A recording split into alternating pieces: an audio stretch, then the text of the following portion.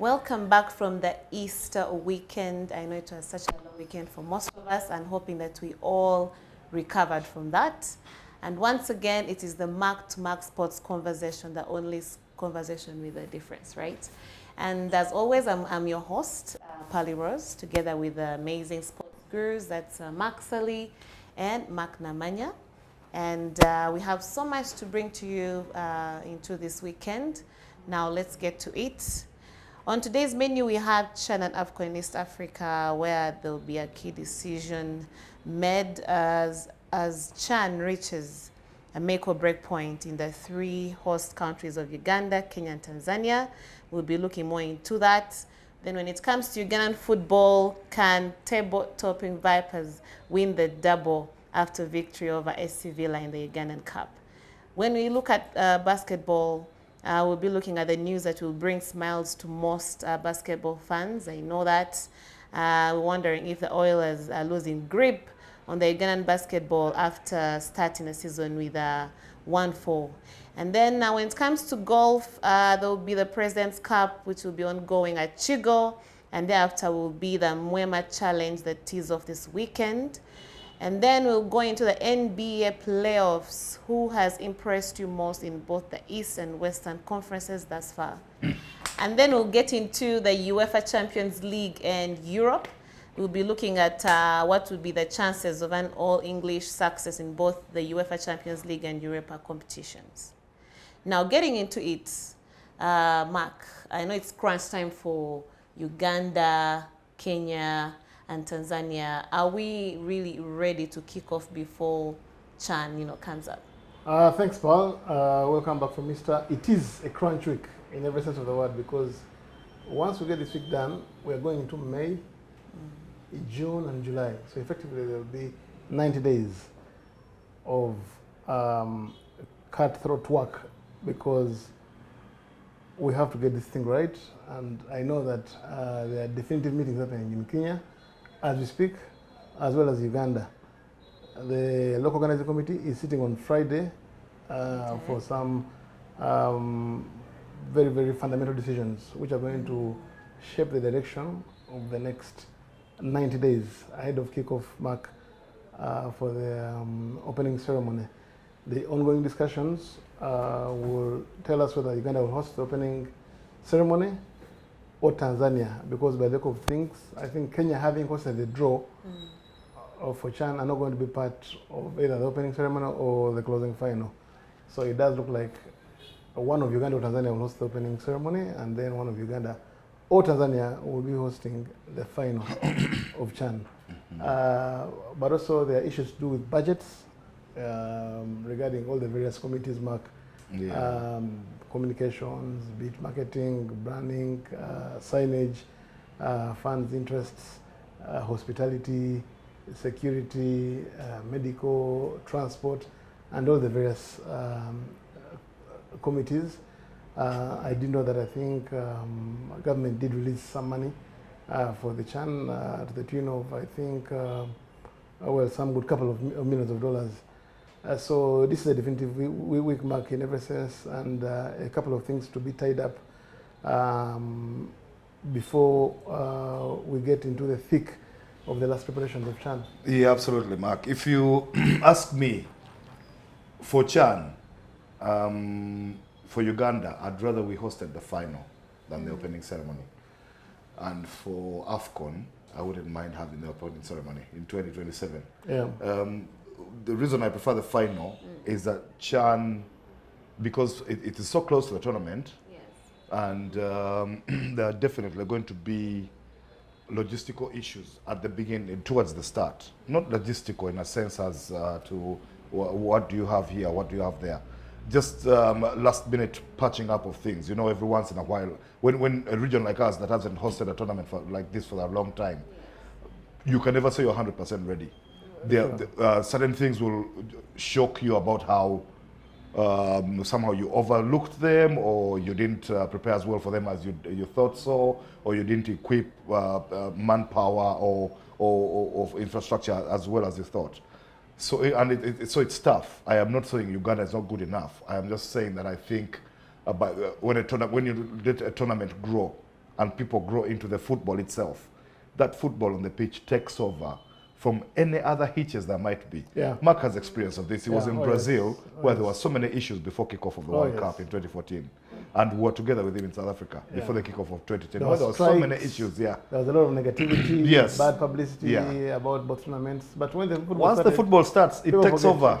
It takes over. So the climax of Chan, especially since we know that it's not going to have the top attractions of our foreign-based players on the continent, the ones who are playing in Europe and are such big draws, it might be tough to start the tournament. I hope it isn't, because we have work to do.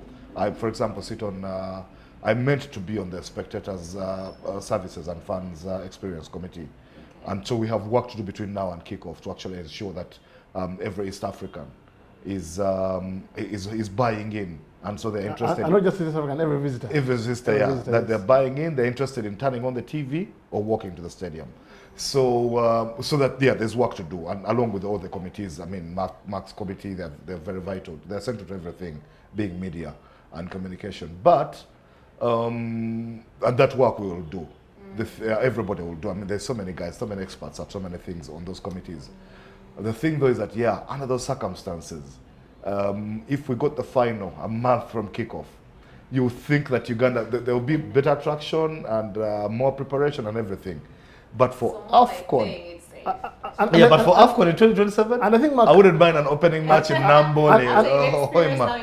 Yes, absolutely. Yes, absolutely. And the world will be focused on Africa anyway.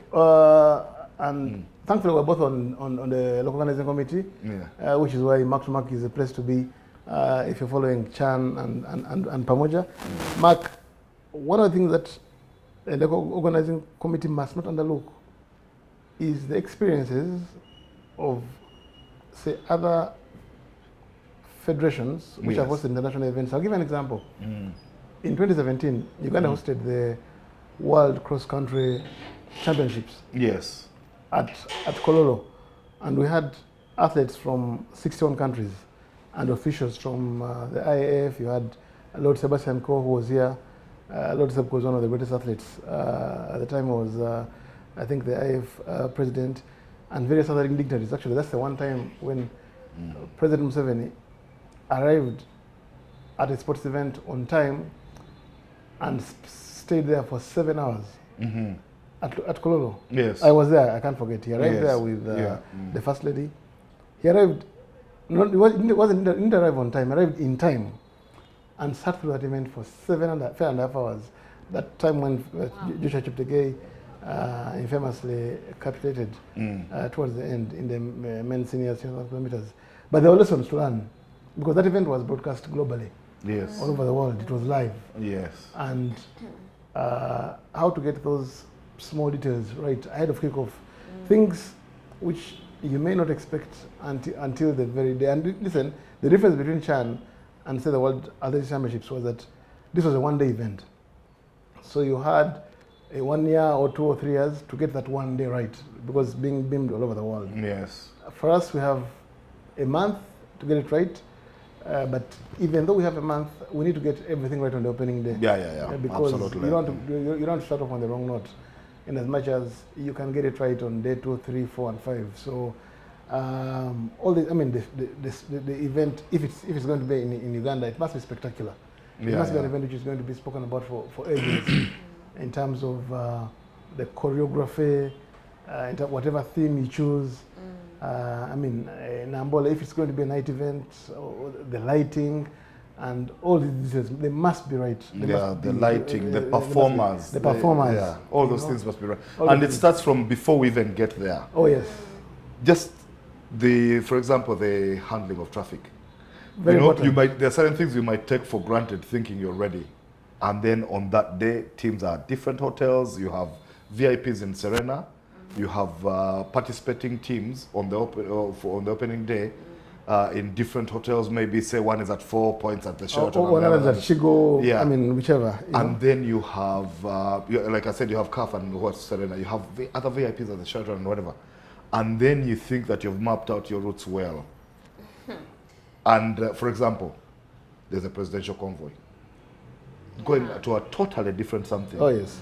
That's one. Or there are traffic jams somewhere along the way. Or there's rain in Kampala. So there's, simple things. You have to plan for all these yeah. eventualities. Because in London 2012, when we were there for the Olympics, there was the Olympic lane. So it didn't matter whether it rained, whether it rained or the convoy, there was that lane which was designated for only Olympic cars. Yes. So London is an old city, and it typically suffers all the challenges of most old cities in the world, traffic jam and the roads are narrow. But that lane was always free for the Olympics. There were no buses, there were no taxis, no black cabs, nothing. Yeah. It was always available. So it managed to, at least for we who were the delegates, because I was an accredited journalist, we never had issues. That bus lane was always free. Now, for events like, let's say, the World Cup in Qatar, even in Russia, there is a rink outside the stadium where only ticket-bearing fans can access the stadium premises. It can even go as far as 100 meters from the stadium, but you must have a ticket. Without it, you can't access that area within the stadium. So I'm giving an example that some of the things must be gotten absolutely right in time. You don't get a scenario where you have someone who has no ticket and is within 50 meters of the stadium. What is he doing there? Yeah, when I went to the Olympics in Beijing, 2008. Now Beijing is a city of over 20 million people. I mean, it's the population of certain countries. That was then probably. Now it's might even be 50. Now Beijing is the population of certain countries, and one of the things they had done is they had restricted the movement of vehicles coming into Beijing from the locals. The home people, they would say from UAA to UAC, take Monday. USD to UAH can only come into town on Tuesdays. And for the whole month it was like that. So because they had to cut by up to a tenth of the kind of traffic they usually have in the city of Beijing, so they could have roads free for Olympians. But can you imagine, do you know how many roads are in Beijing? They have one of the best road networks in the world. One of the best road networks in the world is actually in China. So you can imagine if all those highways and all those flyovers were empty, just for Olympians. So you can imagine. It's crazy. So when it comes to the stadium, is there any possibility of doing like a dry run before, or even that is not there? There are opportunities. You must do a dry run. You must do, You definitely have dry runs, and then in addition, even for the opening ceremony. Actually, for just about each and every event, there are fire drills, there are emergency drills in the event of a stadium fire or a stadium tragedy.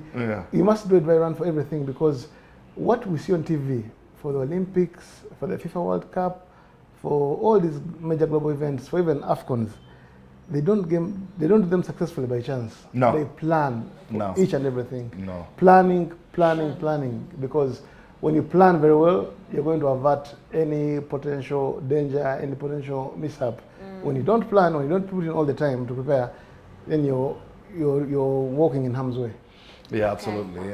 All right, thank you so much. That was it on Chan. Right now, let's get into Ugandan football. Guys, Vipers is on fire. I don't know if it can do the double and leave everybody else in the dust. What do you think, Mark Sully? Tell us. Vipers are really good. They are actually chasing after the double, because one of their nemesis, one of their bogey teams in Ugandan football is actually AC Villa. Villa sometimes, somehow get results out of Vipers. Somehow. Somehow. How they do it, God knows, but they do it. But Vipers now managed to knock Villa out of the cup. It was 1-0, the odd goal from Milton Carissa. So they have this opportunity to win the double. In the league, they have 6 matches to play, starting with one against Maroons this week. And they have a cushion after beating NEC. We have a cushion after beating NEC, so they can actually win. Because of that cushion, they can win. If they will win the league if they win 4 of those 6, and if NEC actually drop points in there somewhere, they will win the league without even necessarily have to win. I think all 4. I think the league is done and dusted. In that Once sense, Vipers beat NEC, I think it's done and dusted. They beat NEC 3-1. I don't see Vipers letting that lead slip. No. After beating NEC, they beat NEC 3-1. But to see, let me tell you a few things about Vipers so you understand the might of this club. and why, if they won the double, it shouldn't be a surprise, even if it's not always happened for them. They are a very strong team.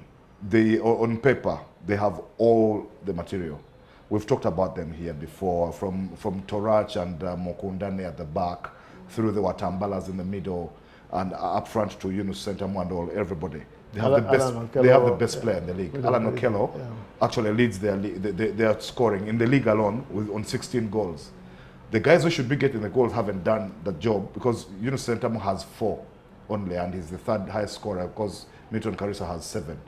So Lawrence Mulindwa, owner of Vipers and Chitende and all, he staked 250 million Ugandan shillings for Vipers players if they won the league, for them to split amongst themselves. Of the 250 million, 50 has already been delivered in cash for the end of the first round. Wow. So they know that they are still playing for another 200 million. This is the same Lawrence Mulinda who last season, the prize money that comes out of the sponsorship for the league from StarTimes for the champion is 60 million. So once they got that, which for Mulindwa's case is a laughable sum, some pocket change. He just topped it up with another 40 and gave them 100 million to share. So now they, on top of that the 60 this year, they also have their 250 million to win. He did not stake for the double, but although that, I mean, that doesn't stop him from doing the same. He just might. I wouldn't be shocked. So they have super motivation. He probably stakes for double and Mark, and you're not aware. It's possible. maybe. I know. Yeah. Has probably thrown in another student for the double. Yeah, for the double. Yeah. So because he has the 250 million was before a ball was kicked. He came up with that. Yeah. Now the excitement he must have had from that win against Villa, and the possibility, the now looming possibility of the double is so much, because the double has been a preserve of SC Villa in Ugandan football for a long time. SC Villa have so many of those. That's why they're called Salongo Jogo. Yeah, Salongo Jogo. Yeah, when I was in the 80s, in the late 80s, 88, 89, they won doubles all the way up to 90 until KCCA stopped them from winning the league. And then in the Micho Hasule era, again at the turn of the century, they did that again because they won championships from 98 to 2004. Some of them were doubles actually. Yeah. In there they had some doubles again. Was double, yes. Yes, if you remember, yeah. Yes. And that time it used to be a preserve for only them, because KCCA Trials in the Might had failed to win the double. Yeah. And Express had failed to win the double as well until 1995. Express won the double. Under David Oti. Yeah, and David, not Dragon Popadik, I think. Yeah, Dragon Popadik, yes, yeah. Popadik took over won the league in 93. Yes. Yeah, 93. Yeah, Otil won the cup in 91 and 92, won the league in 93. 94 won the cup. Popadik took over. Yeah, he's the one who won the double. But so KCC and Express had found it difficult to win the double when they in the years in which they were dominant.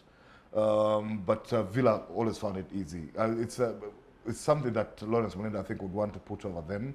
Because these days he's got a rivalry with KCCA. In a year in which KCCA have had a bad one, I think he would like to rub it in. Oh yes, he would love to rub it in, especially for most people who are associated with Vipers. The rivalry is with KCCA. KCCA, yes. Not quite Kitara, not quite Bull, not even Neck. Yeah. Because these are, I would call them Johnny Camnetleys. Yes. To the party, it's KCCA. Because they've rivaled themselves in many things, for sponsorships, for stadiums, for players. You remember the sagas involving Mohamed Shaban. Yes.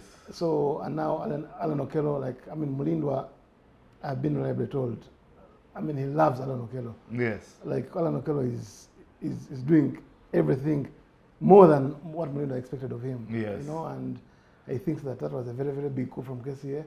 And listen, the guy has delivered. He's delivered. He's more than delivered. Yeah, and if KCA win the double, Alan is going to be the player of the season. Vipers, you mean? And Vipers are going to win the league, and they'll be competing. They'll be back in continental competition. So it's been after a very turbulent start. Remember, because they sacked a coach, and then they started the season on a wrong note. They lost to Neck in the opening game of the season. Yes. And they've actually they've kind of gone back to local coaches. You know, Mulinda has done a fantastic job. Typically, Mulinda has been someone who's tried to identify Vipers brand with all these foreign coaches, you know, and none of them has quite cut it at the club.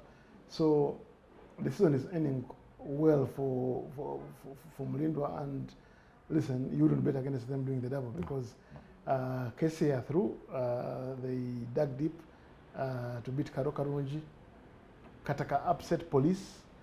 But I think the current KCA, I wouldn't fancy them to in a game against Vipers, in as much as they'll probably offer more competition than say a Kataka here and there. So I think Vipers have as good a chance as they'll ever get to do a double, and believe you me, they'll be going for it, because the Mulindwa I know Mark will probably offer a couple more millions to the players to do the double. Yeah. What a motivation. Anyway, thank you so much. That was Ugandan football. Now on to Ugandan basketball. I don't know about the City Oilers, if they are now cracking or they're just giving some of us, the rest of us, false hope. I don't know what's happening, but let's hear it. Listen, there's real hope for City Oilers rivals finally ending this run of championships that has extended beyond a decade. Actually, that's the most dominant a Ugandan sports team has been in local competition ever. Because even Villa did not run 10 years in a row. We just talked about them. They've been even Railways in the netball did not do 10 years. Neither did Nick. Neither did so because we've had some. I don't think even KVC did it. Yeah. The only thing that stopped Oilers' dominance was COVID. COVID, yes. Yeah. So they've won all these championships in a row, but COVID just. COVID was a break. It was a break. It was just a break, yeah. It just suspended Oilers' dominance. Some of those championships we're talking about, and we have said it here on the show before, they actually started poorly. But it didn't extend beyond the first couple of games, really. They lost the opening game and went on to dominate and win the league. Now they are still stuttering. Actually, the irony is that that loss to Nam Blazers on the opening day of the season, 81-80, is actually the best showing they've done. Because since then, you thought that, okay, fine, they've lost their biggest title rival by just 1 point. They're going to beat up everybody else. They've since lost to JT Jaguars. They've also lost to KCCA. This last loss was to KCCA. In between, they beat Res Life. But that was even a struggle. And because what we had thought about, and we talked about it here the very day after Nam Blazers, is that Oilers have put up a show against Nam Blazers and all their might and all their former stars and all the former Oilers and everything. It was a grudge match, man. Grudge match, yeah. That they put up a show without Fayed Bale, without Titus Luwal, and without Ivan and Muhwezi. And we thought that if those guys come back into the fold, it should be okay, automatic. They should start winning, because they were now depending on Ben Komakech. Yeah. But all these games later, another 4 games since then, they are still actually relying on Ben Komakech to play heavy minutes. They are playing people like Alawi and a few others. Actually, they don't have even bigs. One of the problems they're suffering from is size. Because Fayed Bale has come back into the team now, and he helped them beat Res Life. But they still don't have Titus Luwal. The Ben Komakech, who has been running the point guard position, he won a championship 3 decades ago. When I say 3 decades ago, I'm talking about the stretch between 2010 2000 and 2010. Yes, I think it was one of Power's championships at the turn of that decade. Yeah, and all through the last decade and into a new decade. We've since gone into the 10s and midway through the 20s. That's the kind of longevity. So you can wonder, imagine. I mean, those legs have so much mileage. Yeah. I wonder how much longer they can cope. It's tough. It's tough. He's in great condition and he's a very disciplined person as an individual, so he's fit. But, and also now he's got Fayed Bale back. So at least he can take some of the load off him. But they're still struggling. Like I was telling you, they have Chuma and Rogers Downer playing as their bigs, guarding the rim and the paint and everything. Now, these are not natural bigs. No, they're natural bigs. Yeah, Downer, it's just that Downer can leap out of the building. I mean, he's got a very good vertical elevation and everything. And so they can rebound and do things and all, but they're not natural bigs. So in this last loss to KCCA, actually what happened is that, and these are 2 former Oilers players, once KCCA realized that there was a size point problem in the paint, they went at Oilers inside. Stanley Mugelwa and Ivan Romanyika. Those two guys used to play, they, at one point played for City Oilers. Actually, Stan Mugero and Ivan Romanyika, you could call them NBL nomads. Because they've, I don't know, they're on their 8th franchise maybe. Romanyika, like the 100. They've played everywhere. Yes. And now they are playing for KCCA. So they beat them. Mark, I think for me in Oilers, I want to Oilers defense, but this kind of season was bound to come somewhere along the way. I mean, Oilers have dominated for so long. Yes. It was bound to happen because when they lost Jimmy and Ivan and Tony and who's the third guy? Oxy. Mm-hmm. I mean, those were three vital members, three of the most important players in their history. So you don't just lose such players and you think things are going to get normal. Yes, you know, they're a very organized franchise. You know that they've got wonderful management. They are backed by the Mandela Group. But even with the deepest pockets, Mark, you're bound to lose some kind of rhythm when you lose players who have contributed so much. Yeah. So will they make the playoffs? They definitely will. It's early days. I think they'll get their season together. Will they win the championship? I wouldn't put a coin on them winning the championship. They'll definitely make the playoffs. They will compete. I still think actually Blazers are better than them. But I think in the grander scheme of things, I think it's good for Uganda basketball that a new team other than Oilers wins the championship because I do know that there are a couple of people who became disinterested in the game because of Oilers' dominance, and you can't fault Oilers for winning championships. I mean, they're a team which want to compete, which was going to compete to win championships, to qualify, to represent the country in BAL. But as a neutral, as someone who wants the game to take a new turn, I think it's a good thing that maybe, just maybe, we're going to have a different champion this year. But hopefully, yeah. Look, the opportunity has been presented, and especially to Blazers, because they've got the experience and they've got the talent, and they've got the motivation to win this championship. There are others who can compete, like JT Jaguars, for example. They can't compete. But dethroning Oilers has been a tough ask. Warriors gave it a big shot. Power gave it a big shot.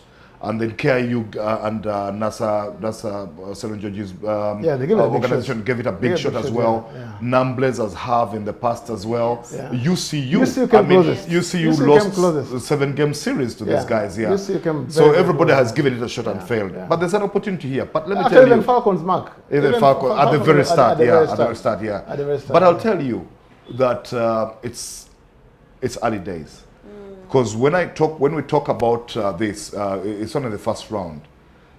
They've had issues even in management and administration where they are strongest in the league, because there's been some disquiet among players. I mean, the reason why Oxy and Tony and Jimmy left is the same reason perhaps now that you have Ivan Muhwezi striking. Because I was saying, if Muhwezi comes back into the fold and all.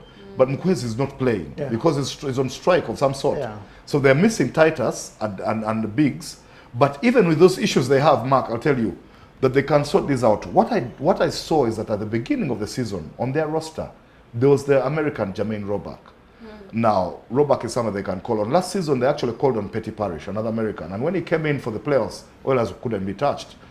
He was that good. But I think Petty Parish is involved somewhere. But they've got the opportunity midway through the season, once the window opens, to actually add on to that roster, maybe 3 Americans, and with them some size, because without Titus now they're struggling on size fronts, and they have the money to do that. Haji and company, they can do these things under the Mandela Group, like you said. And since Roback is already registered with them, they can even bring another 3 Americans. They might have to look there, because there's nowhere in Ugandan League they're going to score and get size. So they might have to do that. If they do that and they're in second round, they're different outfit. Then again, that window for Blazers and JT Jaguars and whoever, and UCU and whoever, might close. Hopefully. We'll see though. As it is now, they have given everybody hope, because they really are stuttering terribly.